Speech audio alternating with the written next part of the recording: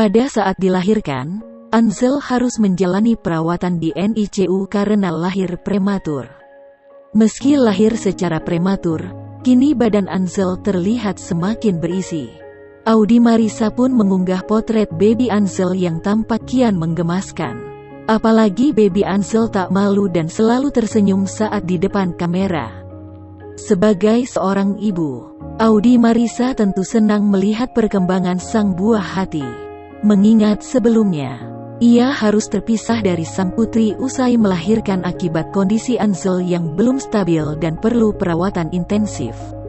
Pada kolom keterangan foto, Audi Marissa mengungkapkan perasaannya kini usai menjadi seorang ibu. Istri Anthony Sie ini merasa masih belum percaya saat ini ia telah memiliki seorang putra tampan yang menemani hari-harinya.